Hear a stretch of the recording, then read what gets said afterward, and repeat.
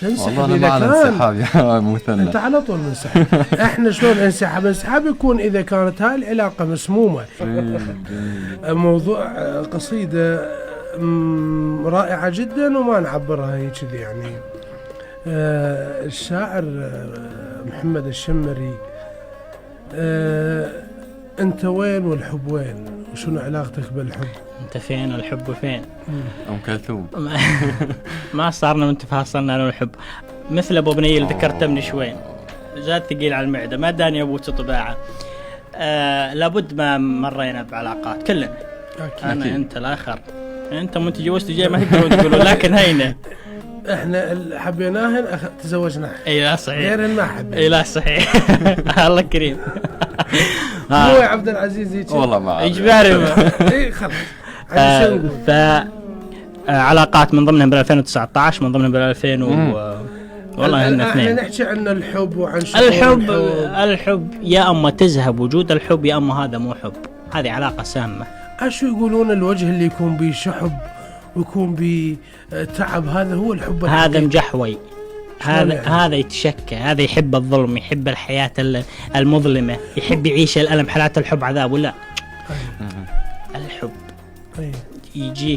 تجيك إنسانة كشاب، تجيك إنسانة تنور حياتك أو أنت تنور حياتها. سالفة تجي عليك وقرد وويل، هذه لا، هذه ضيم بلي. هالحب أحسن لك، يجوز هي تكون بالفعل أحسن صحيح، بس هي تكون زينة، لكن السعي للتطور العلاقة وزواجها يمكن تكون بيها مصاعب ومشاكل. هذا القصد منه. احنا ظروف، الظروف أنا وقعت بهالموضوع هذا، وأقول لك وقعت لأنه كانت احنا بسبب الظروف ما نقدر نظلم الإنسان المقابلنا. حفرة مظلمة. اليوم أنت تسعي كإنسان، صار والله كتب وحبيت، إذا ما كنت زاهب هالعلاقة ابتعد عنه، ابتعد. هي نصيحة محمد. أي قرار يتخذه قلبك حتى لو كان صح غلط. طيب عفوا، هسه ما يصير أنت تقول هي شيء برأيي أني. يعني شلون القصد على أنه أنت اليوم حبيت إنسانة. أوكي. حبيت هاي الإنسانة وبديت أنت تريد تطور العلاقة وتتقدم أنت تتزوج. وصارت بيها مصاعب من قبل الأب، الأخ، المجتمع. أنت لازم تدافع، أنت لازم تقاتل، أنت لازم تصبر. بالأخير أنت بني آدم، دافع. لا فورا انسحب. لا هذا مو انسحاب. عشان شلون أنت تظلم الإنسان المقابلك وتعلقها بيك إذا أنت ما كنت قد المواجهة. كلامك هذا حلو. لا عفوا، كلامك هذا حلو، راح أجيب لك إياه. أنا الموضوع هذا وقعت تقريبا من سنة. يعني عالجت أمة الثقلين. أي تمام، جيد هذا الحكي. يعني مو بس طاقتي، فوق طاقتي. سؤال محمد قبل ما نكمل الموضوع، هل كانت تضحية من الطرفين أم من طرفك فقط؟ يعني السعي من طرفك فقط؟ التضحية تيجي من الطرف اللي عنده صعوبة. أنا كانت عندي صعوبة بالطرف. الصعوبة كانت من طرف. إيه، ومو بعيد أنه كان في صعوبة من طرفه، لكن الحمل الأثقل يقع على عاتق الشاب. يعني اليوم بنية ما تجي تخطبك، لا أنت تخطبه. هذا الحمل يقع على عاتقك أنت. بدك تقنع أهله، تقنع أهلك، ممكن تقنع الجيران. هذا موت حمر. أنا قدمت فوق طاقتي. وممكن أي شاب تقدم فوق طاقتك ما يطلع معك شيء. لو تظل مو سنة، لو تظل 10 سنين، النتيجة هي نفس النتيجة. لا هي بالنهاية لا يكلف الله نفسا إلا وسعها. يعني خلاص هاي إمكانية أقدار. لكن لازم الإنسان يسعى. إحنا القصد إنه مو من شفت العلاقة بها صعوبة انسحب. متى تنسحب والله أنا مع الانسحاب يا مثنى. أنت على طول منسحب.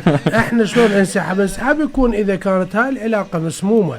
يعني هاي العلاقة ما بي توافق، ما بي ثقة، ما في يعني التماس عذر للشخص المقابله. هاي تكون علاقة مسمومة متعبة.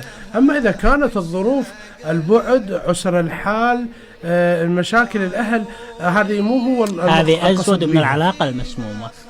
العلاقة المسمومة تتخذ بقرارك لحالك. يعني تمشي وانت طايب خاطرك. أما يكون عندك عوائق، لا تمشي بتهديد السلاح. الظروف سلاح، تمشي بتهديد السلاح. يعني مو بكيفك. اليوم أنت بني آدم، عندك قدمت اللي عندك مرة، مرتين، ثلاثة، 10، لكن وبعدين تالي يعني وبعدين مثل اللي ينقش على الصخر ما ينقش معه. الحب ما يجي الا بتضحيه. ضحيت اوكي ضحيت انت اليوم. اذا وجهك شاحب لانك مشتاق انت مضحي. تمام. نعم. وجهك هذا تعديل يكلف بلاوي من الونسه والراحه والنفسيه. هذا تاخذ من مودك اليومي، من شعورك، من حياتك اليوميه، من عملك. اكيد هذا كله. الغرق بالعلاقه ضيم، انسحب منه قاعد تاذي يعني. متى تنسحب ايضا استاذ عبد العزيز ولا يهون استاذ مثنى؟ تنسحب لما تشوف حالك قاعد تاذيه بس ما عندك تجاوب. ايضا انا انسحب. يمكن انا اعتبر الانسحاب بهي العلاقه هو انتصار للطرفين محمد، لانه انت اليوم يمكن عم تخوض مغمار صعب جدا يعني معركه خاسره. معركه خاسره، فالمعركه الخاسره انت داخل بهي المعركه الخاسره الافضل الانسحاب، والانسحاب للطرفين انا اعتبره نصر. المعركه الخاسره انك مثلا قدامك 10 تخلص على 9 العاشر يذبحك، هذه خاسره. ولكن عندي تشوف ان العاشر قاتلك لا محاله، لكن تمشي انا ضحيت ولا لا، انت قتلت نفسك.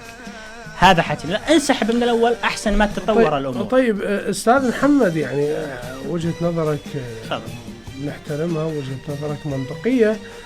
شنو كتبت ما بعد التضحيه وانسحبت؟ شنو كتبت؟ ما كان حبي لك توانيس والعاب. الله اهدي اسمع. ما كان حبي لك توانيس والعاب. الله وندري ان بالوفاه تبخنيني. الله. انا فقدت لا من طار الاحباب، انا فقدت معقول ما تفقديني. احلفت بالشوق والشوق غلاب، منه مثل طيب، منه مثل شرواي وطيبي وزيني. ان مرت ذكرات وصارت على الباب، ان ما فتحت الباب يفتح حنيني. الله جميل جدا. لا مرت الذكرات وصارت على الباب، ان ما فتحت الباب يفتح حنيني. وكل الذي صاروا على قلب تقرب والله ما يسوون مركيمي. الله جميل جدا، احسنت.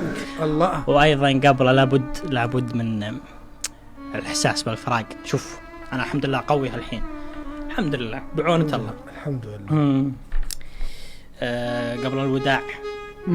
قبل الوداع وقبل حتى اقطع الصوت، لوعة فراقك ما اخذتني من الحين، تبقين قصة في حياتي إلى الموت، والموت أهون من فراق المحبين. الله. أعطيكم وحدة ثالثة ما بهدي. هاي تنهيدة وراها سالفة. ما بهدي. وراها وجع. أخي هذا الزلمة سر وقميج، أنا عارف الديرة هذيك وهالها هذول ما يسولفوا. يقول لا حان الوداع وحان تلويح تكفوف، والدمع سالم من المحاجر وحدر. شوفي نصيبك بس أنا صعبها أشوف، أنا نظر عيني عن الشوف سكر. جميل. الله. وليلة زفافك مو بعازه النفنوف، نفنوف عرسك ما هو اليوم لك شهر. الله. الله. الله. أنت تشوفه يومك شهر. أيوة. الحمد لله إن شاء الله تخطينا. جميل جدا.